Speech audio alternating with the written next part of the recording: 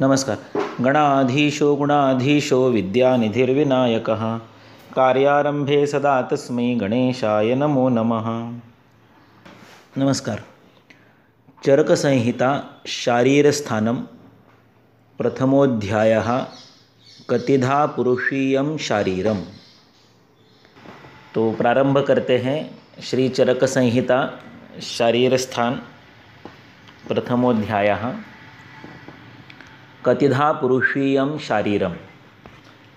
अभी देखिए, संहिता पठन करते समय दो प्रकार की विधियाँ होती हैं। एक होता है जो वाग्भट सूत्र स्थान 1 प्रथम अध्याय प्रथम श्लोक की टीका में अरुण दत्त ने लिखा कि आयुर्वेदोपदेशेषु परम आदरो विधेयः।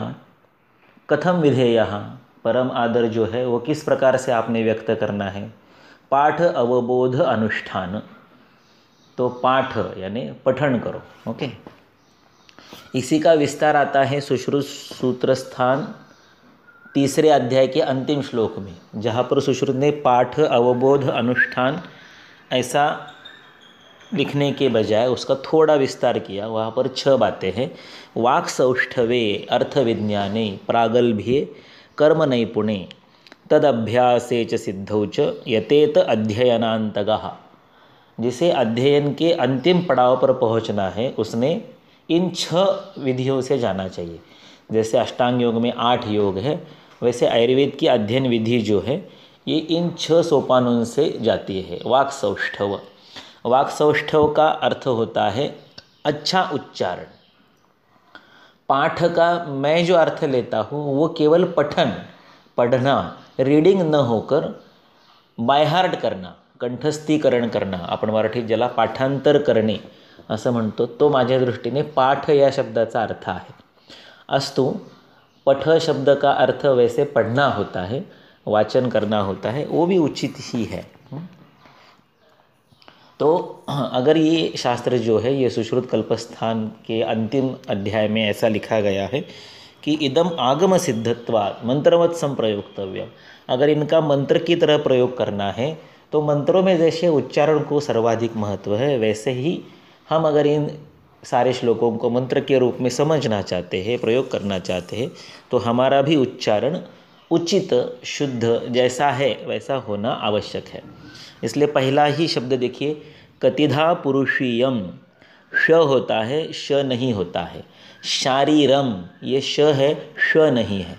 2 प्रकार के श आपको संस्कृत भाषा में, मराठी भाषा में मिलेंगे, देवनागरी लिपि में मिलेंगे, तो उनके उच्चार अलग अलग हैं। पुरुषीय में जो श है ये मूर्धन्य है, ऋटुरषाणाम मूर्धा, और शारीर में जो श है वो तालव्य है, इचु यशानाम तालु। तो इतना आपको विस्तार में आवश्यक है, अपेक्षित है कि नहीं, है मुझे अभी इस वक्त पता नहीं है। जैसे भी आपका सुझाव आएगा, प्रतिक्रियाएं आएंगी, उस प्रकार से हम इसको संक्षिप्त रखेंगे या विस्तृत करेंगे। अथात कतिधा पुरुषीयम शारीरम व्याख्यास्यामः। तो मैंने पठ शब्द का अर्थ, पाठ शब्द का अर्थ केवल पढ़ना, रीडिंग, वाचन करना, यह क्यों नहीं लिया? क्योंकि देखिए यहाँ पर क्या लिखा है, यहाँ पर जो वर्ब है, क्रियापद है, यह है व्याख्यास्यामः। व्याख्यास्याम का अर्थ ये होता है कि अगर कोई व्याख्यान दे रहा है तो आप क्या करेंगे? आप उसको सुनेंगे ना। अगर चरक व्याख्यास्यामः कह रहा है तो हम जो सब श्रोता है ये शृणुयामः इस परिस्थिति में चाहिए। ये जो संवाद की शैली है, अगर कोई लिखेगा तो आप पढ़ोगे, कोई बोलेगा तो आप सुनोगे। तो कोई अगर व्याख्यान दे रहा है तो आपको सुनाई देना चाहिए ना। आप उसको पढ़ कैसे सकते? अगर चरक ने लिखा होता अमुक अमुक अध्यायम लिखिष्यामः तो वयम पठिष्यामः, ये बराबर था। लेकिन ये तो संवाद है, इसलिए संस्कृत भाषा के प्रति हमें जो एक भय है, एक न्यूनगंड है कि मुझे ये नहीं आएगी, ये दुष्कर है, समझने के लिए उतनी आसान नहीं है, ऐसा कुछ नहीं है। अगर वो व्याख्यास्यामः है तो हमें सुनाई देना चाहिए। यानी आगे का जो संवाद है ये लिखित संस्कृत में न होकर ये जैसे हम स्पोकन इंग्लिश के रूप में बोलते हैं, बोली भाषा, वैसे ये बोली जाने वाली संवाद भाषा में ये है। देखिए, इति हस्माह भगवान आत्रेयः, इस प्रकार से भगवान आत्रेय ने कहा था, हस्माह ऐसा ही कहा था। अभी टीका में थोड़ा परिचय जो लिखा है कि ये अध्याय यहाँ पर क्यों, ये स्थान यहाँ पर क्यों, उसको थोड़ा देख लेते हैं, बाकी प्रत्यक्ष श्लोक इसके बाद पढ़ेंगे। निदान स्थाने न्यात हेत्वादीना तथा विमाने प्रतीत रस दोषादिमानेन कर्तव्य चिकित्सायाः अधिकरणम शरीरम ज्ञातव्यम भवति। शारीर स्थान चरक में चौथा स्थान है, सूत्र निदान विमान, उसके बाद शारीर आता है। अष्टांग हृदय में ये दूसरा स्थान है, सूत्र स्थान के बाद सीधा शारीर स्थान आता है। सुश्रुत संहिता में ये तीसरा स्थान है, सूत्र स्थान निदान स्थान के बाद सुश्रुत में तीसरा शारीर स्थान आता है। तो हर एक ग्रंथकार ने शारीर स्थान का क्रम द्वितीय क्रमांक, तृतीय क्रमांक, चतुर्थ क्रमांक रखा है, अपना अपना उसके पीछे उद्देश्य है। अभी चक्रपाणि ने यहाँ पर प्रयास किया है कि ये शारीर स्थान विमान स्थान के बाद यहाँ पर क्यों आया, तो उसने लिखा निदान स्थान में आपने हेतु लिंग इनका परिचय कर लिया, एवं च उसके साथ ही आपने विमान स्थान में रस प्रमाण दोष प्रमाण इनका भी ज्ञान कर लिया। तो अभी इसके द्वारा जो आपका आगे का कर्तव्य है अनुष्ठान, अर्थात चिकित्सा करना, कर्तव्य चिकित्साया, हाँ, जो आपका कर्तव्य है, जो आपको आगे जाके करना है, उस चिकित्सा का, चिकित्साया अर्थात चिकित्सा का षष्ठी है ये, अधिकरण क्या होता है? चिकित्सा का अधिकरण चिकित्साधिकृतः पुरुषः, जो षड्धात्वात्मक पुरुष है, पंचमहाभूतों का शरीर और चेतन युक्त आत्मा। तो ये जो है वो शरीर हमें जानना चाहिए। तो ये शारीरिक स्थान यहाँ पर निदान स्थान के बाद विमान स्थान के बाद क्यों है? क्योंकि हमें जिस कर्तव्य को निभाना है चिकित्सा नामक, उस चिकित्सा नामक कर्तव्य का अधिकरण शरीर है। तो उस अधिकरण को जानने के लिए यह शारीर स्थान यहाँ पर आता है। अभी क्यों आता है, शरीर को जानने की आवश्यकता क्या है, ये प्रश्न सामने रख के चक्रपाणि ने आगे लिखा, यतो मीन सिंस, एज, यतो अप्रतिपन्ने अशेष विशेषतः शरीरे, शरीर को अगर आप ठीक से नहीं जानेंगे, नहीं समझेंगे, उसका परिचय करके नहीं लेंगे, अशेष विशेषतः, ऐसे थोड़ा बहुत शरीर जान लिया ऐसे नहीं, कोई भी विशेष बाकी न रखते हुए, अशेष विशेष, जो शरीर का विशेष ज्ञान है उसमें कुछ भी बाकी न रखते हुए शरीर को जानना चाहिए। अगर ऐसा न किया, अप्रतिपन्ने, शरीर को अगर ऐसा न जाना, तो शरीर विज्ञान के अधीन जो चिकित्सा है वो अच्छी तरह से नहीं हो सकती। साध्वी न भवति, न साध्वी भवति शरीर विज्ञानाधीना चिकित्सा। अतः देयरफॉर, इसलिए, इस कारण से हमें शरीर कारण उत्पत्ति स्थिति वृद्धि आदि विशेष ही, शरीर कैसे जानना है, तो शरीर का कारण क्या है, शरीर की उत्पत्ति कहाँ से होती है, उत्पत्ति होने के बाद उसका मेंटेनेंस, स्थिति कैसे बनी रह सकती है, उसमें वृद्धि कैसे होती है, क्षय कैसे होता है, विकृति कैसे होती है, आदि शब्द में ये सारे आ गए, और फिर उसका नाश कैसे होता है, ये सारे विशेष प्रतिपादन करने के लिए, बताने के लिए शारीर स्थान का यहाँ पर वर्णन किया गया है। अत्र अपिच, अभी शरीर जानने के लिए शारीर स्थान, ये तो सामान्य बात है, किंतु ये जो पहला अध्याय है इसका प्रयोजन क्या है? अत्रापिच, यहाँ पर भी, अत्यंत दुख उपरम मोक्ष, तो अत्यंत दुख का उपरम कब होता है? मोक्ष में होता है। तो मोक्ष कारण, मोक्ष प्राप्ति का जो कारण है, ऐसी चिकित्सा का जो उपयोगी है, ऐसे पुरुष प्रकार, यानी पुरुष के अनेक प्रकार इस अध्याय में देंगे ना, कतिधा, कितने प्रकार का, तो पुरुष भेदादि प्रतिपादकतया, उसका प्रतिपादन, वर्णन, डिस्क्रिप्शन, विस्तार करने के लिए, प्रधानत्वेन, यानी इस विषय का प्रतिपादन करने के लिए, मोक्ष नामक अत्यंत दुख उपमर क्या है कि सारे विकार जो है, सारे व्याधियाँ जो है, ये दुख है। अगर आप चरक सूत्र 9 में जाएंगे, खुड्डा चतुष्पाद में, वहाँ पर लिखा है सुख संज्ञकम आरोग्यम विकारो दुःखमेव च। विकार क्या है? दुख है। तो सबसे बड़ा विकार क्या है? जन्म। मरणम प्रकृति शरीराणाम विकृतिर्जन्म उच्यते। जन्म ही विकृति है, ऐसा उनका कहना है। वो क्यों है वो बाद में देखेंगे। तो अत्यंत दुख का उपरम अर्थात मोक्ष। आप किसी व्याधि से ठीक हो गए तो फिर से व्याधि होगा कि नहीं होगा? होगा। वार्धक्य होगा कि नहीं? होगा। क्षुधा लगे कि नहीं लगेगी। जरा आएगी कि नहीं? आएगी। तो ये सारे आगे जाकर दुख है ही। किसी एक गुल्म से, ज्वर से, कुष्ठ से आप मुक्त हो गए, इसका मतलब आपका परम दुख निवारण हो गया, ऐसे नहीं। परम दुख का निवारण कब होता है? जब मोक्ष प्राप्ति होती है। तो अभी हम ऐसे काल में अभी हम हैं। एक 20-30 साल पहले कम से कम ऐसी स्थिति थी कि लोग पाप, पुण्य, नियति, कर्म, दुष्कर्म, इन चीज़ों को मानते थे। अभी 30 साल में ऐसे हो गया है कि हमारे ही नीति मूल्यों पर से, हमारे ही भारतीय जीवन के जो आधार थे, ऐसे शब्दों से, ऐसे संकल्पनाओं से विश्वास उठ सा गया है। तो अभी किसी के साथ में अगर पाप, पुण्य, नियति, कर्म की बात करूं तो मैं गुजरे ज़माने का, आउटडेटेड लगूंगा। किंतु हमारे शास्त्र का जो अधिष्ठान है, एक फंडामेंट है, एक मूलभूत उसका जो आधार है, वो दर्शन शास्त्र है। तो उनका जो सारा प्रयोजन है सभी दर्शनों का, वो मोक्ष ही है। इसलिए चरक जब शारीर स्थान का आरंभ कर रहे हैं तो उन्होंने शुरुआत में पुरुष के अनेक प्रकार बताए। कतिधा पुरुषीयम, पुरुष कितने प्रकार का है, वो इस नाम से अध्याय। वो तो यह अध्याय क्यों आया?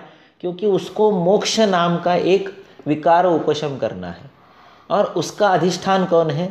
तो पुरुष के प्रकार जानना, और उन पुरुष के प्रकारों को बताने के लिए यहाँ पर यह अध्याय है। अभी थोड़ा सा आपको बहुत ही डिफ़िकल्ट लगेगा, गूढ़ लगेगा, कॉम्प्लेक्स लगेगा, या फिर नॉन क्लिनिकल लगेगा, इसका प्रैक्टिस के साथ क्या संबंध है, ऐसा लगेगा। लेकिन देखिए, इस टीका की जो पहली लाइन है उसमें लिखा है निदान स्थाने ज्ञात हेत्वादि ना विमाने प्रतीत रस दोषादि माने न वगैरह वगैरह। तो सूत्र स्थान के 9वें अध्याय में चरक लिखते हैं कि ये जो सारे विकार हैं ये दुख हैं। 7वें अध्याय में आपको एक प्रकृति लिखी मिलती है, दोषानुशायिता। ये है चरक शारीर स्थान सूत्र स्थान अध्याय 7 न वेगान धारणीय का 40वां अध्याय 40वां श्लोक। यहाँ लिखा है समपित्ता नीलकफा केचित गर्भादि मानवा। कुछ सम प्रकृति पुरुष होते हैं जिसमें वात पित्त कफ समान स्तर पर, समान प्रमाण में, साम्यावस्था में होते हैं। और बाकी जो होते हैं वो वातल, पित्तल, श्लेष्मल होते हैं। इसमें से अनातुरा पूर्वे, यानी जो समवात पित्त प्रकृति है, यानी सम प्रकृति जिसे कहते, त्रिदोष साम्य प्रकृति है, ये अन आतुर, ये कभी भी आतुर नहीं होते। बाकी जो 3 हैं, वातल आद्या, वातल, पित्तल, श्लेष्मल, ये सदा आतुर होते हैं, ये हमेशा रोगी ही होते हैं। और ये जो सदा आतुर है, इनको दोषानुशायिता देह प्रकृति कही जाती है। दोषानुशायिता देह प्रकृति का उल्लेख कहाँ पर है? तो ये उल्लेख आता है आपको इंद्रिय स्थान के पहले अध्याय में, जहाँ 6 प्रकार की प्रकृति बताई, वहाँ देखिए यहाँ पर प्रकृति, जाति प्रसक्ता, कुल प्रसक्ता, सबसे अंत में देखिए प्रत्यात्मनीयता। ये जो प्रत्यात्मनीयता प्रकृति है ये वातल, पित्तल, श्लेष्मल है। अच्छा, वातल, पित्तल, श्लेष्मल ऐसे क्यों कहा चरक ने? वात, पित्त, कफ प्रकृति क्यों नहीं कहा? उसका कारण देखिए यहाँ पर आता है। ये चरक विमान स्थान का जो 6ठा अध्याय है उसके कुछ अंतिम श्लोकों में आपको मिलेगा। जो अभी मैंने आपको दिखाया 7वें अध्याय के 40वें श्लोक में लिखा था वातल आद्या सदातुरा।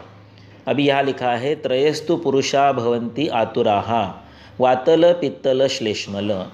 इसके सबसे अंत में देखिए ये आता है श्लोक नंबर, विमान स्थान अध्याय 6 श्लोक नंबर 13।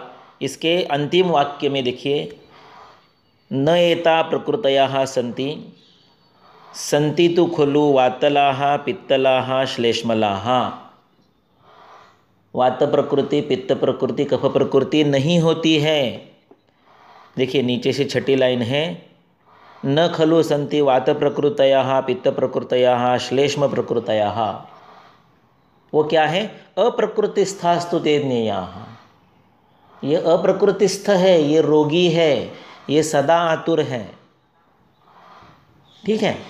अभी मैं आपको क्या क्या बता रहा हूँ। देखिए कि हमें लगता है कि हमारे सामने कोई एक दाह का पेशेंट आया, एक कंप का पेशेंट आया, एक गौरव का पेशेंट आया, यानी वात पित्त या कफ वृद्धि का पेशेंट आया और उसको हमने ठीक किया। तो हमने वात पित्त कफों को अगर साम्यावस्था में लाया तो हमने चिकित्सा कर ली, ऐसा हमें लगता है। लेकिन चरक को ऐसा अभिप्रेत नहीं है। केवल दोषों को उनकी साम्यावस्था में लाना उतना ही उसका उद्देश्य नहीं है। इसके आगे के श्लोक में देखिए लिखा है कि यावद अग्नेः समीभावात्। कब तक चिकित्सा करनी है? तो यावद अग्नेः समीभावात्। 14 नंबर का श्लोक है, नीचे से लिखा है तीसरी लाइन पर कि श्रेयस्कराणि भवन्ति यावद अग्नेः समीभावात्। यानी केवल समदोष अभिप्रेत नहीं है, समाग्नि अभिप्रेत नहीं है, उसके आगे जाना है। तो उसके आगे क्या है? वो सुश्रुत संहिता के 15वें अध्याय के अंत में आता है, जहाँ पर स्वस्थ का डिफिनेशन आता है, समदोष समाग्निश्च समधातु मलक्रिया प्रसन्न आत्मेन्द्रिय मनः। तो इनका कहना है, हाँ, तो चरक का कहना है कि केवल वात पित्त कफ इनकी जो वृद्धि लक्षण रूप विकार होते हैं उनको उपशम करना चिकित्सा नहीं है, अपितु आप लोगों को वात प्रकृति, पित्त प्रकृति, कफ प्रकृति जो फर्स्ट ईयर में पढ़ाई गई वो प्रकृति है ही नहीं, वो विकृति ही है। वहाँ से उनको समदोष तक लेके आइए। तो देखिए हमें लगता है कि मेरे पास वात वृद्धि का पेशेंट आया, मैंने वात वृद्धि कम कर दी इसलिए चिकित्सा हो गई, ऐसा नहीं। आपको उसके जन्म के समय में जो प्रकृति आपको पढ़ाई गई फर्स्ट ईयर में कि वात प्रकृति होती है, पित्त प्रकृति होती है, श्लेष्म प्रकृति होती है, उसको भी ठीक करके समदोष तक लाना है, समवात पित्त श्लेष्माण तक लाना है। उसके भी आगे जाके उसके अग्नि को सम करना है। ये हुआ शारीरिक स्तर पर, ये हुआ महाभौतिक शरीर स्तर पर। इसके पीछे जाकर अगर आप उसके जन्म का कारण यानी सत्वरज तमों को अगर साम्यावस्था पर ला सकते हैं तो वो मुक्त हो जाता है। ये बताने के लिए ये अध्याय है। कतिधा पुरुष अध्याय किस लिए है? ये शारीर दोष चिकित्सा के लिए नहीं है, ये उसके ऊपर के जो दोष है, जो जन्म का कारण है, उसको समभाव में लाने के लिए जो विवरण आवश्यक है उसके लिए है। तो इस अध्याय में आपको उस लेवल के धातु, उस लेवल के कर्म, उस लेवल के गुण, उस लेवल के घटक बताने जा रहा है। इसलिए कतिधा पुरुषीय बोला, कतिधा शरीरीय नहीं बोला। ठीक है, अभी आगे पढ़ते हैं। बैक टू शारीर स्थान अध्याय 1। ये हुआ कतिधा पुरुषीय शारीर। तो अंतिम शब्द फिर से पढ़ेंगे। अत्रापि च अत्यंत दुख उपरमो मोक्ष। अत्यंत दुख का उपरम कब होता है? मोक्ष में। उसके बाद आपको फिर से दुख नहीं होगा। आपने कुष्ठ, ज्वर, रक्तपित्त को ठीक किया तो शायद कोई और रोग होगा या उसी रोग का रिकरेंस होगा। यानी अत्यंतिक दुख उपरम नहीं है, ये तात्कालिक है, टेम्पररी है। और आत्यंतिक दुख उपरम का मतलब क्या है? परमानेंट। उसके बाद और कोई दुख कभी नहीं होगा, निरंतर सुख की स्थिति यानी मोक्ष। मोक्ष कब मिलेगा? जब सत्व रज तम तीनों एक अवस्था में, साम्य अवस्था में आएंगे तब आपको मोक्ष मिलेगा। ये कैसे आएगा? ये त्रिगुण क्या होते हैं, वो कहाँ पर रहते हैं, उनके घटक क्या है, ये बताने के लिए मोक्ष का जो चिकित्सा अधिकरण है वो पुरुष है, उसके भेद बताने के लिए ये अध्याय बताया है, ऐसा उसका कहना है। तो आप थोड़ा ऊपर से नीचे आते जाइए। सबसे पहले आपके सामने आया हुआ पेशेंट एक वात पित्त कफ की वृद्धि स्थिति में होता है, आपने उसका उपशम करके उसको वात की साम्यावस्था में लाया। ये हुआ आपके रोग का उपशम। अभी उसको कोई रोग नहीं है, लेकिन वो वात प्रकृति, पित्त प्रकृति, श्लेष्म प्रकृति लेके पैदा हुआ है, जन्म लिया है उसने। उसकी दोषानुशायिता, प्रत्यात्मनीयता प्रकृति ये है। आपने उसको भी ठीक किया और उसको सम प्रकृति किया। अभी इतना भी काफ़ी नहीं, आपने उसके आगे जाके उसके अग्नि को भी सम कर लिया। ये हुआ शारीरिक स्तर पर साम्यावस्था। उसके आगे है त्रिगुणों की साम्यावस्था के लिए, सत्वरज तमों की साम्यावस्था के लिए हमने उसके ऊपर के घटकों की जो व्यवस्था है उसका ज्ञान लेना। इसलिए ये अध्याय हैं आगे। अभी ये प्रश्न है 23 प्रश्न है। ये कितने प्रश्न हैं? ये कतिधा पुरुषे अध्याय में अग्निवेश ने पुनरोसु को 23 प्रश्न पूछे। आपने काउंट किया? नहीं किया ना? मैंने काउंट किए नहीं, मैंने भी नहीं काउंट किए। ये रेफरेंस है। हाँ देखिए, ये रेफरेंस है, आपको दिखाई दे रहा है। अगर स्क्रीन आप देख पा रहे हैं तो कतिधा पुरुषे अध्याय के अंतिम श्लोक में अग्निवेश ने पुनरुसु को कितने प्रश्न पूछे, ये चरक ने स्वयं लिखा है, मैंने नहीं गिना है। प्रश्ना पुरुषम आश्रित्य त्रयोविंशति उत्तमाः कतिधा पुरुषीये अस्मिन्। इस कतिधा पुरुष अध्याय में अग्निवेश ने पुनरुसु को 23 क्वेश्चंस पूछे। तो ये कितने क्वेश्चंस है अभी हम जो पढ़ने जा रहे हैं? ये 23 प्रश्न है। अभी देखिए, प्रश्न पूछे बिना कुछ बताना ये गुरु के लिए शोभनीय नहीं है। ना पृष्ठ कस्यचित ब्रूयात। प्राचीन काल के अध्ययन के जो विधियाँ थी उसमें गुरु के लिए संकेत था कि न अपृष्टः कस्यचित ब्रूयात। अगर शिष्य ने पूछा नहीं है तो आप उस विषय के बारे में उसको नहीं बताएंगे।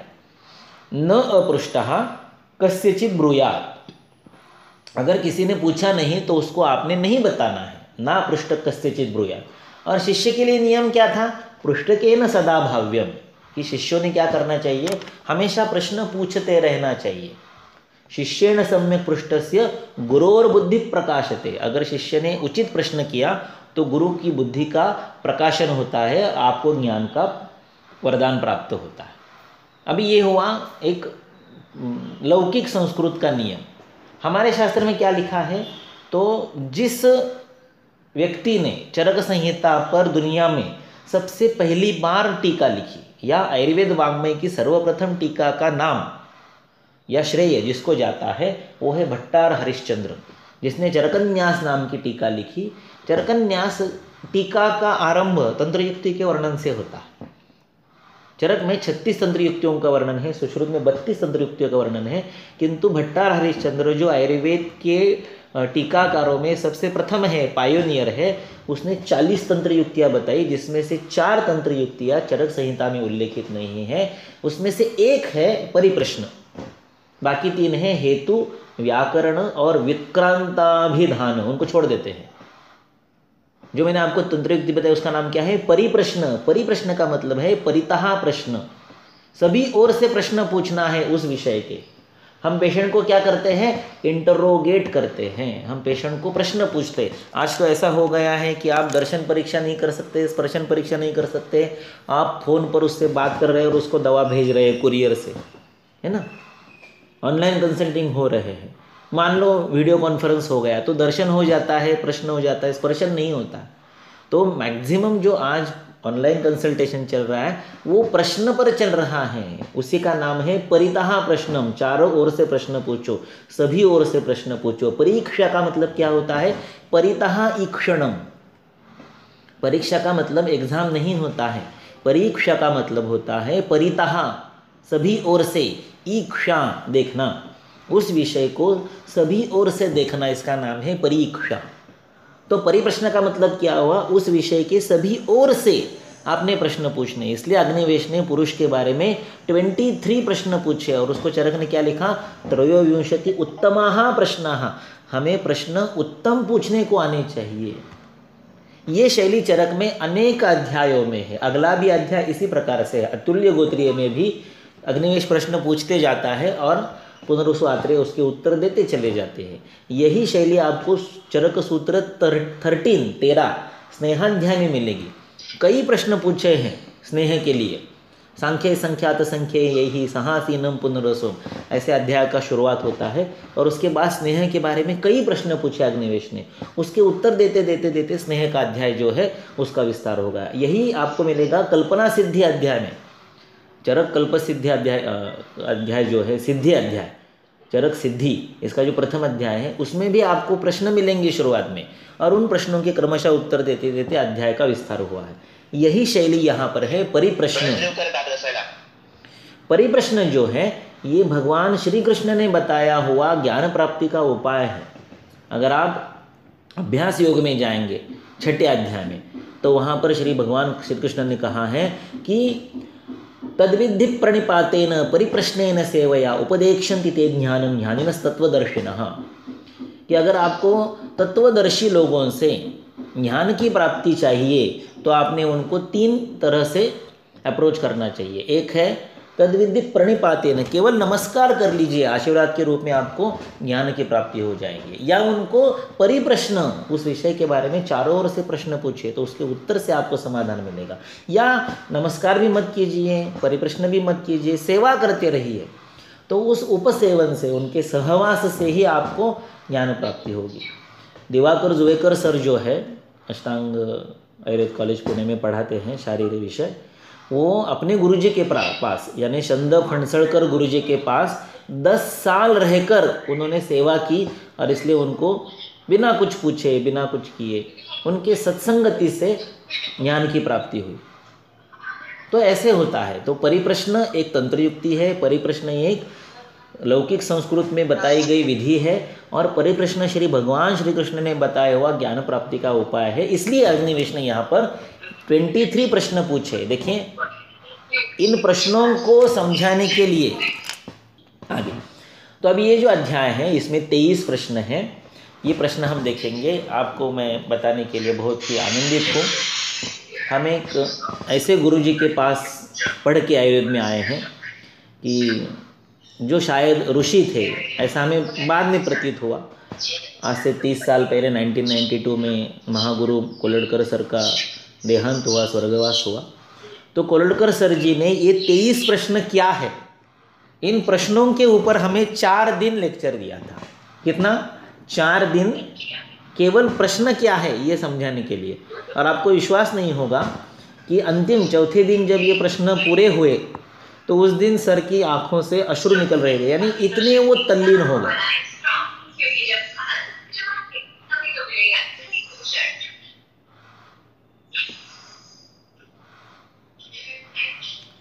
जिसका भी माइक शुरू है कृपया वो म्यूट करें। आप सभी के माइक म्यूट करेंगे तो आप जो सुन रहे हैं उसमें आपको रुचि आएगी शायद। एक तो विषय बहुत ही दुष्कर है, और आपके मगर माइक चालू रहेंगे तो उसका कोई उपयोग नहीं होगा। जो भी हो आगे। तो 23 अध्याय हैं, 23 प्रश्न हैं। इनको बताते बताते कोलड़कर सर जी को 4 दिन लग गए थे। मैं कोशिश करूंगा कि इन क्वेश्चंस को, इन प्रश्नों को आपके सामने सरल रूप से प्रस्तुत करूँ। कतिधा पुरुषोऽधीमन् धातु भेदेन भिद्यते पुरुषः कारणं कस्मात् प्रभ पुरुषस्य कः किमज्ञोऽन्यसनित्य किमदित्यो निदर्शितः प्रकृतिका विकाराः के किंलंगम पुरुषस्य च निष्क्रियञ्च स्वतन्त्रञ्च वशिनं सर्वगं विभुं वदन्त्यात्मानमात्मज्ञः क्षेत्रज्ञं साक्षिणं तथा निष्क्रियस्य क्रिया तस्य भगवन् विद्यते कथं स्वतन्त्रश्चेत् अनिष्टासु कथं योनिषु जायते वशी यद्य सुखैः कस्मात् भावैराक्रम्यते बलात् सर्वाः सर्वगतत्वाच्च वेदनः किं न वेत्ति सः न पश्यति विभुः कस्मात् शैलकुड्यतिरस्कृतं क्षेत्रज्ञः क्षेत्रमथवा किं पूर्वम् इति संशयः ज्ञेयं क्षेत्रं विना पूर्वं क्षेत्रज्ञो न हि युज्यते क्षेत्रञ्च यदि पूर्वं स्यात् क्षेत्रज्ञः स्यात् अशाश्वतः साक्षीभूतस्य कस्यायं कर्ता ह्यन्यो न विद्यते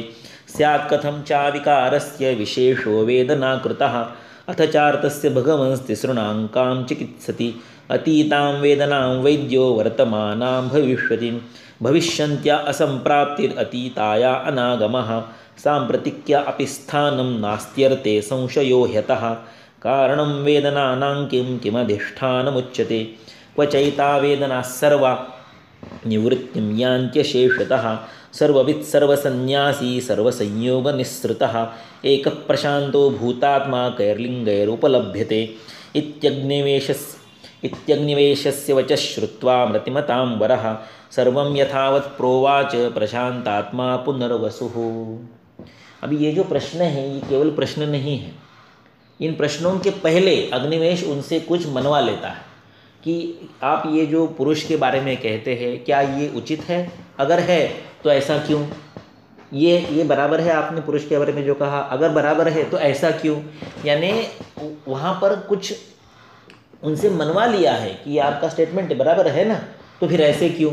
ऐसे ये क्वेश्चन है। दो दीज आर इंटेलिजेंट क्वेश्चन। देखिए क्या क्या लिखा है। कतिधा पुरुषो धीमन, धीमन हे बुद्धिमान गुरुवर्य। आप धीमन है इसलिए आप इन क्वेश्चन को आंसर कर पाएंगे, वरना तो आपको मैं पूछता ही नहीं, और पूछते भी तो आप आंसर देने की क्षमता में नहीं रहते। इसलिए पुनर्वसु का आप देखिए 120 अध्याय में चरक जी ने या अग्निवेश ने अलग अलग विशेषणों से वहाँ पर संबोधित किया है। हर अध्याय में आपको अलग अलग विशेषण मिलेंगे। सांख्य संख्यात संख्य यही सहासीनम पुनर्वसु। स्नेह अध्याय की शुरुआत में उनको सांख्यों के साथ है ऐसा कह के कहा। जनपदोदोष में अलग शब्द है, यहाँ पर अलग, यहाँ पर धीमन कहा। कतिधा पुरुषो धीमन धातु भेदेन भिद्यते। अगर धातुओं के भेद से देखा जाए तो पुरुष कितने प्रकार से वर्गीकृत किया जा सकता है, कैटेगराइज किया जा सकता है, क्लासिफाई किया जा सकता है, वो मुझे बताइए। पुरुष कारणं कस्मात्, पुरुष इन सभी चीज़ों का कारण कैसे है। कस्मात् कारणं पुरुषः, पुरुष कारण क्यों है। प्रभवः पुरुषस्य कहा, पुरुष कहाँ से आता है। प्रभवः कहाँ से निर्मित होके आता है, यानी पुरुष सभी का कारण क्यों है, यानी उसके आगे की चीज़ों का पुरुष कारण क्यों है। पुरुष कहाँ से आया है, यानी पुरुष के पीछे क्या है, उसका ओरिजिन क्या है। अगर पुरुष सबका ओरिजिन है तो वो क्यों है, और फिर पुरुष का ओरिजिन क्या है, ऐसे वो पूछ रहा है। प्रभव पुरुषस्य कहा। किम अज्ञो ज्ञः, ये पुरुष ज्ञ है कि अज्ञ है, यानी उसको ज्ञान है या नहीं है। स नित्यः किम अनित्यो निदर्शितः, वो नित्य है कि अनित्य है। नित्य शब्द की चरक ने व्याख्या दी है सद अकारणवन नित्यम, जो अस्तित्व में है किंतु किसी से बना हुआ नहीं है, मेडअप ऑफ नहीं है, वो नित्य होता है। That which exist but which is not made up of something, उसके पीछे कुछ नहीं है, इट इज देयर ऑलवेज। ऐसा जो सनातन है वो नित्य है। सद अकारणवत, सद यानी अस्तित्व में जो है वो, अकारण जिसका और पीछे कोई कारण नहीं है, उसके और कोई बनाने वाली इंग्रेडिएंट्स नहीं है, जो अब्सोल्यूट है अस्तित्व में है, वो नित्य है। किम अनित्यो, वो अनित्य होता है जो किसी से बना है। जो किसी से बना है वो किसी न किसी दिन टूट के उस बनी हुई चीज़ों में फिर से मिल जाएगा, रिसाइकल हो जाएगी। प्रकृति का विकाराख्य, प्रकृति क्या है, विकार कौन से। तो अष्टधातु प्रकृति आपको आगे बताएंगे। प्रकृति का मतलब है जो किसी अन्य चीज़ को आगे जन्म देती है, जिससे कोई और अन्य चीज़ बनेगी, वो प्रकृति है। ये 8 चीज़ें हैं जो आगे की चीज़ को जन्म देते हैं, आगे के और एक चीज़ को निर्माण करते हैं। जहाँ उसके आगे कुछ नहीं बन सकता वो विकृति है। जो किसी से बनी है वो विकृति है। यानी दुग्ध से पेड़ा बनता है तो पेड़ा दुग्ध विकृति है, दुग्ध से बासुंदी बनती है तो बासुंदी दुग्ध विकृति है। अमुक से बना हुआ जो है, जो किसी का प्रोडक्ट है वो विकृति है, और जो किसी को जन्म देती है वो प्रकृति है। तो ओरिजिन इज प्रकृति, डेरिवेटिव इज विकृति। ओके, देयरफॉर वो पूछ रहा है कि प्रकृति का विकाराख्य किम लिंगम पुरुषस्य च, पुरुष के लक्षण बताओ कि अमुक शरीर में पुरुष हैं, इसके लक्षण क्या है। लिंगानि परमात्मनः करके आपको श्लोक शायद आपने कंठस्थ किया होगा, पढ़ा होगा। प्राणापानो निमेषाद्य जीवनम मनसो गति, ये क्या है, ये लिंगानि परमात्मनः पुरुष के लक्षण हैं। आगे निष्क्रियंच स्वतंत्रंच वशिनम सर्वगम विभुम। अब ये मनवा रहा है, क्या आप ये मानते हैं कि पुरुष ऐसे होता है, कैसे होता है, निष्क्रिय होता है, ये वो स्वयं कोई कृति नहीं करता है, स्वतंत्र होता है, उसको कोई ऊपर से कंट्रोल करने वाला नहीं है। वशिनम, उसके वश में सारे हैं, ही कंट्रोल्स एवरीथिंग। सर्वगम, वो सर्वव्यापी है। विभु, सभी जगह उसकी उपस्थिति है। अगर ऐसा है, कौन, आत्मा। वदंती आत्मानम, ऐसे कौन बताता है, आत्मज्ञाः। आत्मा को जानने वाले पुरुष आत्मा ऐसा है ऐसे बताते हैं। और क्या है वो? क्षेत्रज्ञ है, साक्षी है। तो क्या आत्मा ऐसा है? ऐसे पुनरुक्ति से वो मनवा लेता है। प्लीज से यस कि यस आत्मा ऐसा ऐसा है। कैसा कैसा है? तो आत्मा निष्क्रिय है, आत्मा स्वतंत्र है, आत्मा सभी को वश में कंट्रोल में रखता है, विभु है यानी सभी जगह उपस्थित है, सर्वज्ञ है, वो सभी जगह जा सकता है, क्षेत्रज्ञ है, सारे क्षेत्र की उसको जानकारी है, ज्ञान है, और सभी होने वाले घटनाओं का साक्षी है। ऐसा आत्मा है कि नहीं? है। वदंती आत्मानम आत्मज्ञाः, आत्मा को जानने वाले आत्मज्ञ लोग आत्मा के बारे में ऐसा कहते हैं, आत्मा ऐसा है ऐसा कहते हैं ना? हाँ जी कहते हैं। अभी उसके क्वेश्चन शुरू होते हैं। स्वतंत्रश्चेत नहीं, निष्क्रियस्य क्रिया तस्य भगवन विद्यते कथम। अगर वो निष्क्रिय है तो क्रिया करता है, ऐसे आप कैसे कह सकते हैं? क्योंकि वो आगे जाके कहेगा सारी चीज़ें पुरुष ही करता है। अगर वो निष्क्रिय है तो क्रिया कैसे करता है? यानी पहला उसने गुगली वहाँ पर डाल दिया। आगे स्वतंत्रश्चेत, अगर वो स्वतंत्र है तो अप्रिय योनियों में उसका जन्म कैसे होता है? अगर वो पुरुष आत्मा जो स्वतंत्र है तो उसने अच्छी योनि में जन्म लेना चाहिए, सुखोपभोग करने की योनियों में जन्म लेना चाहिए। तो वो दुख कारक, त्याज्य, घृणास्पद ऐसी योनि में जन्म क्यों लेता है? अनिष्टासु योनिषु कथम जायते, जो अप्रिय है, हमारी इच्छा के विपरीत है, अनअपेक्षित है, ऐसी योनि में जन्म क्यों लेता है अगर वो स्वतंत्र है? आगे पूछता है वशी, अगर वो सब चीज़ों को वश में रख सकता है, कंट्रोल कर सकता है, तो असुखैः कस्मात् भावैः आक्रम्यते बलात्, असुखकारक भावों से उस पर आक्रमण कैसे होता है? बलपूर्वक, उसकी इच्छा न होते हुए भी अगर वो सभी को वश में रख सकता है तो उसने हमेशा सुखी होना चाहिए, तो उसको असुखकारक भावों का आक्रमण कैसे होता है उस पर? सर्वा सर्वगतत्वाच्च वेदना किम न वेत्ति सहा, अगर वो सर्वज्ञ है, सर्वगामी है, सभी जगह जा सकता है, तो उसको सभी प्रकार की वेदनाओं का ज्ञान क्यों नहीं होता है?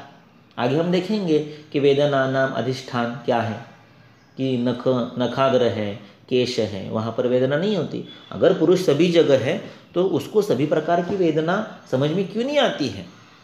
न पश्यति विभु कस्मात्, अगर वो विभु है, अगर वो सभी जगह उपस्थित है, तो शैलकुड्य तिरस्कृतम, पत्थर की पीछे की चीज़ें, कुड़ी यानी भित्ति के पीछे की चीज़ें, वॉल के पीछे की या माउंटेन के पीछे की चीज़ें उसको दिखाई क्यों नहीं देती?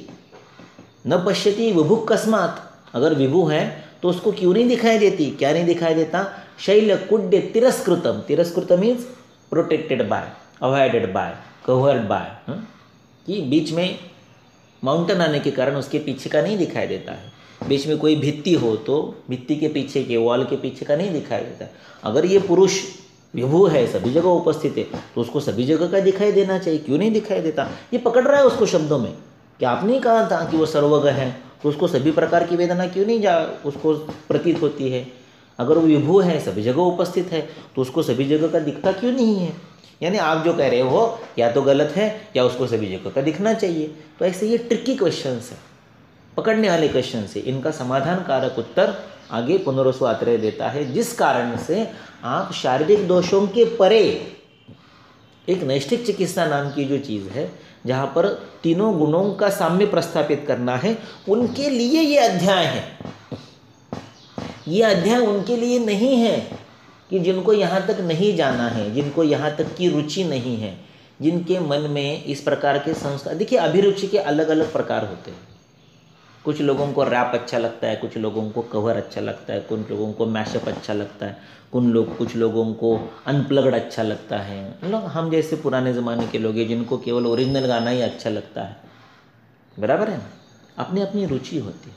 कुछ लोगों को जैसे वो जो बहुत ही फास्ट ट्यून वाले गाने हैं जिस पर आपके पाँव यहाँ वहाँ थिरक सकते हैं, ऐसे गाने अच्छे लगते हैं। कुछ लोग ऐसे कि जिनको केवल उनका मन डोल जाए, सर डोल जाए, उतने अच्छे मेलोडियस ही गाने अच्छे। अपनी अपनी अभिरुचि की बात है ये। अगर आपकी अभिरुचि केवल आने वाले सिम्टम को ट्रीट करने की है, आने वाले रिपोर्ट को ट्रीट करने की है, तो आपको इस अध्याय से कोई लेना देना नहीं है। लेकिन अगर if you want to rise, Mahindra and Mahindra जो कंपनी है उसका बोधवाक्य जो है, स्लोगन जो है, मोट्टो जो है, वो है एक शब्द, राइज। अगर आप अपनी बुद्धि को कुछ लेवल ऊपर ले जाना चाहते हैं, if you want to go beyond and above, I am not saying up, I am not saying upgradation, I am saying beyond and above, तो आपको इन अभिरुचियों तक, इन संस्कारों तक, इन विषयों तक जाना आवश्यक भी है, उपयोगी भी है। वरना अगर आपको केवल बढ़ा हुआ रिपोर्ट रीड करना है, या सोनोग्राफी में आई हुई चीज़ ठीक करनी है, या आपको सामने आने वाला कंप, दाह, गौरव ठीक करना है, तो इसके लिए आपको कतिधा पुरुषीय पढ़ने की ज़रूरत नहीं है। आपको आश्चर्य लगेगा कि ये वृत्ति जो है इस प्रकार की, ये लेवल्स है। अगर आप रसायन अध्याय में जाएंगे, चरक चिकित्सा 1 पाद 4 आयुर्वेद समुत्थानी के अंतिम कुछ श्लोकों में, वहाँ पर चरक की अपेक्षा यह है कि आयुर्वेद पढ़ के आपको क्या मिलना चाहिए।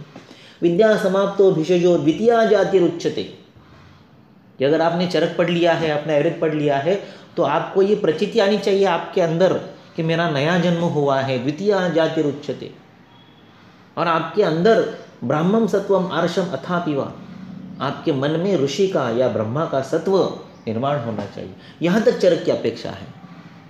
देखिए, आयुर्वेद पढ़ने से आपको क्या होना चाहिए, नया जन्म होना चाहिए। इंटर्नशिप के बाद आपको क्या लगता है, नया जन्म हुआ लगता है कि होश छूट गए एक बार, एस्केप वेलोसिटी, है ना। तो ये अभिरुचि की बात है। इन प्रश्नों का आपको आश्चर्य लगेगा या नहीं लगेगा, ये प्रश्न आपको इंटरेस्टिंग लगेंगे या नहीं लगेंगे, ये उस पर निर्भर करता है कि आपकी बुद्धि की अभिरुचि आपने कहाँ तक ला के रखी है। अगर आप ये चाहते हैं कि मैं रिपोर्ट रीड करूँगा, मैं कंप, गौरव, दाह रीड करूँगा, तो ये अध्याय आपके लिए नहीं है। आप दोषों में मस्त रहिए। ये वृत्ति आज नहीं है, पहले से है। शिवदास सेन नाम के एक टीकाकार है चरक के, तो उन्होंने जो टीका लिखी चरक पर, उसमें उन्होंने एक वाक्य लिखा है। उन्होंने लिखा है, किम अस्माकम आर्द्रक वणिजाम भू जला नीलादि चिंतया। देखिए, ये बहुत डाउनग्रेडेशन है। ये थोड़ा मैं बुरा शब्द यूज़ करूँगा, ये अधपतन है। शिवदास सेन जी ने लिखा है कि किम अस्माकम आर्द्रक वणिजाम, हम जो वैद्य हैं वो कौन है उनकी दृष्टि से, आर्द्रक वणिक, हम शुंठी बेचने वाले वैद्य हैं, आर्द्रक बेचने वाले वैद्य, आर्द्रक वणिजाम। ऐसे लोगों को भूजला नीलादि चिंतया किम, हम क्यों महाभूतों की चिंता करें, तन्मात्राओं की चिंता करें, पुरुष की चिंता करें, चतुर्विंशति पुरुष, षड्धातुक पुरुष, कर्म पुरुष, नियति, क्यों चिंता करें हम। देखिए, ये वृत्ति जो होती है ये सार्वकालिक है, ये तात्कालिक नहीं है। नास्तिकवाद आज ही नहीं है, आज ही है ऐसा नहीं है, वो प्राचीन काल से है। तो ये बुद्धि के लेवल होती है कि हम कहाँ तक इसको समझना चाहते, कर पाएंगे कि नहीं अलग बात है। किसी चीज़ की जानकारी होना और किसी चीज़ को आचरण कर पाना, इसमें महद अंतर है। मुझे दुबई का ज्ञान है, मुझे न्यूयॉर्क का ज्ञान है, मुझे ऑस्ट्रेलिया का ज्ञान है, इसका मतलब ये नहीं कि मैं ज़िंदगी में वहाँ पर जाके उसको देख पाऊँगा, वहाँ पर रह पाऊँगा। अलग बात है ना, ज्ञान अलग बात है, आचरण अलग बात है। तो ये पुरुष नाम का जो विषय है, यहाँ तक आने के लिए आपकी बुद्धि की वो अभिरुचि होनी चाहिए। तब ये प्रश्न आपको समझेंगे, तब ये प्रश्न आपको इंटरेस्टिंग लगेंगे, और तब इन प्रश्नों के समाधान का, इन प्रश्नों के सविस्तर उत्तर का आपको कुछ मज़ा आएगा। वरना ये बहुत आपको, ये मैं क्यों पढ़ रहा हूँ, ऐसा प्रश्न आना स्वाभाविक है, और वो गलत नहीं है। क्योंकि कुछ लोग ऐसे भी हैं कि किम अस्माकम आर्द्रक वणिजाम भू जला नलादि चिंतया, ये बात भी उचित है। इसलिए देखिए, परवर्ती संहिताओं में, चरक में आपको कम से कम 7-8 अध्याय में तत्वज्ञान का वर्णन मिलेगा। सूत्र स्थान 1 में है, सूत्र स्थान 11 में है, विमान स्थान 6 में है, विमान स्थान 8 में है, शारीर स्थान 1 में है, शारीर स्थान 5 में है। ऐसे आपको कई अध्याय में तत्वज्ञान जो दोष, धातु, मल से परे हैं, ऐसे विषयों की चर्चा आपको मिलेगी। सुश्रुत में केवल 1 अध्याय में है, शारीर स्थान 1 में, वहाँ पर भी वो बहुत ही सीमित मात्रा में तत्वज्ञान का वर्णन करता है। केवल पहला ही पैराग्राफ है कि प्रकृति का वर्णन किया, फिर तन्मात्रा तक आया, और वहाँ बोला इति एके भाषन्ते। उसकी दृष्टि से आयुर्वेद का मत नहीं है, इति एके भाषन्ते, ये एक ही मत है, अर्थात वो सांख्यों का है, लेकिन उसने नाम नहीं लिया है। उसने लिखा इति एके भाषन्ते, और बाद में बोला वैद्य केतु। आयुर्वेद में तो 6 चीज़ों को प्रकृति बताया जाता है, यदृच्छाम नियतिम कालम परिणामं च मन्यन्ते वगैरह, उस श्लोक से। और उसके बाद वो आगे जाके लिखता है भूतेभ्य परम यस्मात् नास्ति चिंता चिकित्स्यते। भूतों के परे जो चीज़ें हैं उनकी इस चिकित्सा शास्त्र में चर्चा विचार आवश्यकता नहीं है। ये सुश्रुत जैसे संहिताकार ने लिखा है, तो शिवदासेन आगे जाके आर्द्रक वणिजाम किम अस्माकं भूजला नलादि चिंतया लिखेगा, इसमें आश्चर्य की क्या बात है। उसके आगे आप जाइए अष्टांग संग्रह और अष्टांग हृदय में। अष्टांग संग्रह में कम से कम कुछ जगह तो नियतायुष जनपदोध्वंसी इनका वर्णन है, लेकिन अष्टांग हृदय में तो आपको एक वाक्य भी तत्वज्ञान का नहीं मिलेगा। एक चरण लिखा है, एक चरण वाग्भट ने पहला शारीर सन का पहला चरण आता है, बीजात्मक महादोष स्वकर्म क्लेश चोदिता, एक चरण है केवल, बाकी पूरे अष्टांग हृदय में आपको तत्वज्ञान नहीं मिलेगा। तो ये अभिरुचि की बात है, ये अपने स्कोप की बात है, ये अपने लिमिटेशन की बात है कि मैं कहाँ तक काम करना चाहता हूँ। इसलिए पुरुष विचय नाम का अध्याय उन लोगों के लिए कि जिनको अपने जीवन में अपने लिए मोक्ष चाहिए या मोक्ष प्रणयन करने का जो ज्ञान है वो दूसरों की देने की आपकी इच्छा है। वरना ये अध्याय जो है यहाँ पढ़ने के बाद आपकी बुद्धि का प्रकाशन होगा, शायद इसमें आपको रुचि आएगी, शायद नहीं भी आएगी। अस्तु, तो ये पूछता है न पश्यति विभु कस्मात् शैलकुंड तिरस्कृतम। अगर वो विभु है, आत्मा पुरुष चैतन्य सभी जगह है, तो उसको भित्ति के पीछे की चीज़ें क्यों नहीं दिखाई देती? तो आप ये क्या बात कर रहे हैं कि विभु है। आगे, क्षेत्रज्ञ क्षेत्रम अथवा किम पूर्वमिति संशय। आप मुझे बताइए कि क्षेत्रज्ञ अगर आत्मा है तो क्षेत्र पहले है कि क्षेत्रज्ञ पहले है? अब ऐसे क्यों पूछता है कि देखिए प्रश्न क्या है, ज्ञेयम क्षेत्रम विना पूर्वम क्षेत्रज्ञो नहीं युज्यते। अगर क्षेत्रज्ञ पहले ऐसे कहेंगे तो क्षेत्रज्ञ जिस क्षेत्र को जानता है वो विषय ही अगर उपस्थित नहीं है तो पहले ही वो ज्ञ कैसे हो गया उसका। उसने प्रश्न पूछा ज्ञेयम क्षेत्रम, जानने की चीज़ क्या है? क्षेत्र। विना, अगर वो नहीं है पहले उपस्थित, क्षेत्रज्ञ से पहले अगर क्षेत्र उपस्थित नहीं है तो वो क्षेत्रज्ञ कैसे हुआ? और अगर पहले उपस्थित है और आपका क्षेत्रज्ञ बाद में आया है तो अशाश्वत है, वो नित्य नहीं है। क्योंकि जो बाद में निर्माण होता है वो अनित्य होता है, जो पहले उपस्थित है वो नित्य है, कारण नित्य है, कार्य अनित्य है। फिर दूसरा प्रश्न पूछता है क्षेत्रम चेदि पूर्वम स्यात् साक्षीभूतश्च कस्यायम कर्ता ही अन्यो न विदित। आपने कहा कि ये पुरुष जो है ये सभी गतिविधियों का साक्षी है। अरे अगर कर्ता कोई अन्य है ही नहीं तो ये किसका साक्षी है? अगर वही सब करने वाला है तो ये किसका साक्षी है? साक्षी का मतलब क्या होता है? आप खड़े रहे हैं सीमा के पार और लोग वहाँ पर बैटिंग कर रहे हैं, बॉलिंग कर रहे हैं, फील्डिंग कर रहे हैं, करता कौन है उस समय? बॉलर, बैट्समैन, फील्डिंग करने वाला, और आप उसको साक्षी देख रहे हैं, अनुभूत कर रहे हैं। अगर ये पुरुष साक्षी है इसका मतलब कृति करने वाला कोई अन्य होना चाहिए। अगर कर्ता कोई अन्य नहीं है तो ये किसका साक्षी होता है भाई? तो अगर साक्षी है तो कर्ता अन्य कौन है? अगर कर्ता कोई अन्य नहीं है तो ये किसका साक्षी है? ऐसे पकड़ने वाले क्वेश्चन है। आगे, स्यात् कथम च अविकारस्य, अगर इसको विकार नहीं होते, ये अविकारी है तो इसको वेदना कैसे होती है? स्यात् कथम च अविकारस्य विशेषो वेदना कृतः, इसको वेदना कैसे होती है अगर ये विकारी नहीं है? तो अगर विकारी नहीं है तो ये अविकारी होना चाहिए, इसको विकृति नहीं होनी चाहिए, इसका मतलब इसको कोई वेदना ही नहीं होनी चाहिए। ऐसे ट्रिकी क्वेश्चन है पकड़ने वाले। आगे, अभी आगे का जो ये थोड़ा सा आपके मेरे प्रैक्टिस की बात है। आगे उसने लिखा अथच आर्तस्य भगवन् तिसृणाम काम चिकित्सति। रोगी के 3 प्रकार की वेदनाओं में से हे भगवान हम किसकी चिकित्सा करते हैं? देखिए क्या पूछा है क्वेश्चन। अतीताम वेदनाम वैद्यो वर्तमानाम भविष्यति। तिसृणाम काम, 3 प्रकार की वेदनाएं होती है। अतीत वेदना, मेरा फ्रैक्चर हो गया हैज़ बिन, टूट गया पाँव, ये भूतकाल की चीज़ है ना।